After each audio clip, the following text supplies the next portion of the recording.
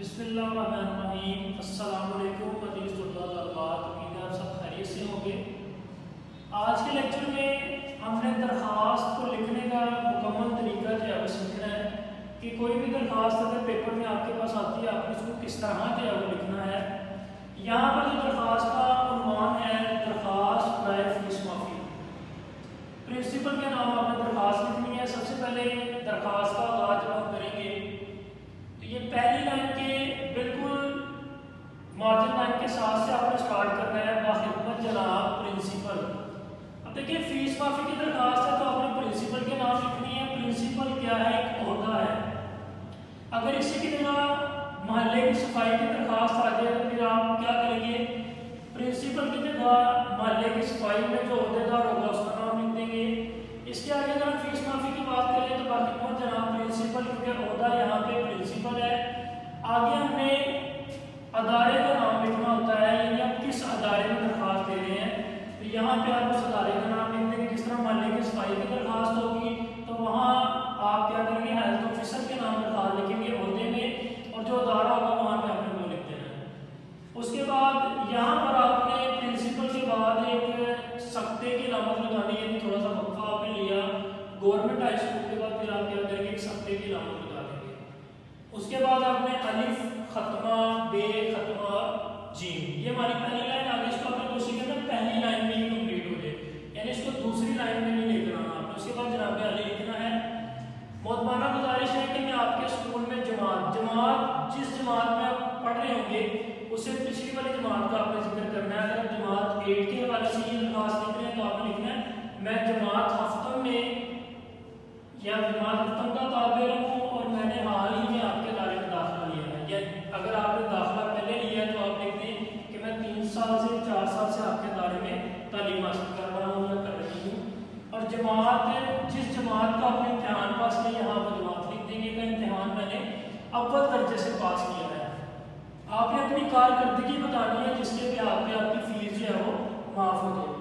یہاں سب اساتذہ بھی ہیں میری تعلیمی کارکردگی سے بہت خوش ہیں، کیونکہ آپ ایک محنتی طالب علم ہیں، آپ نے اچھے نمبروں سے اپنا امتحان پاس کیا، اسی بدولت آپ جو ہے وہ درخواست دے رہے ہیں۔ میرے والد صاحب آپ نے اپنی مالی حالات جو ہے ان کو بتانا ہے کہ میرے والد صاحب جو ہے کپڑے کی مل میں ملازم ہیں، یعنی وہ کپڑے کی مل میں کام کرتے تھے، پھر کیا وجوہات بنی کہ آپ کے حالات اچھے سے برے ہو گئے، آپ نے بتانا موجودہ ملکی حالات کے پیش نظر مل کا جو مالک ہے، جو کپڑے کی مل کا مالک، اس کو بڑا نقصان ہوا، اس نے بہت سے ملازموں کو کیا کیا؟ نوکری سے نکال دیا، جن میں آپ کے والد کا نام بھی سر فہرست تھا، اور وہ آپ کے والد صاحب کیا ہوئے؟ بے روزگار ہو گئے۔ آپ کے حالات پہلے ہی جو ہے بڑے خراب تھے، آپ کو گھر جو ہے وہ کرائے پر تھا اور گزر و بسر کا انتظام جو بڑا مشکل سے ہوتا ہے۔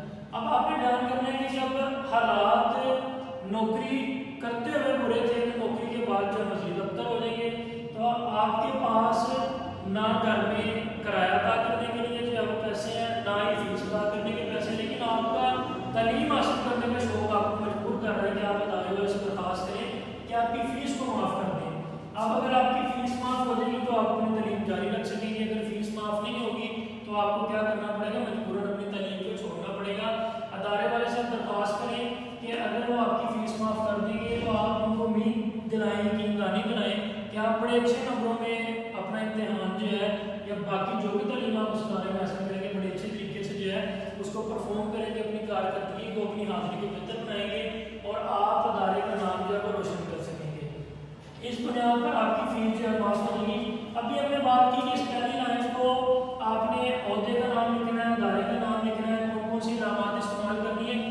اس پوری لائن کو اگر آپ دیکھیں تو ایک ورڈ میں نے یہاں پہ لکھا تخاطب، یعنی تخاطب سے مراد ہے جس کو آپ مخاطب کر رہے ہیں۔ اس پوری لائن کو ایک ورڈ کے ایک لفظ کا نام، لفظ سے میں نے مخاطب کیا، وہ کیا ہے؟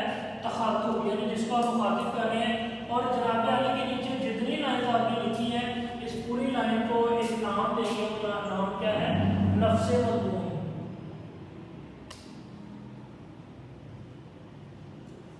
یعنی آپ نے اس درخواست کے نفس مضمون کو لکھنے کے بعد آپ نے کیا کرنا ہے؟ نوازش ہوگی ختمہ، اور اس کے بعد اپنے پھر سکتے کی علامت جو ہے وہ لگا دینی ہے۔ اس کے بعد نیچے آپ کا تابع فرمان شگرد، تابع فرمان شگرد لکھ لیں، آپ کا شگرد لکھ لیں، تابع دار نہیں لکھنا، یعنی دار یعنی روک دینے والے، حکم دینے والے الفاظ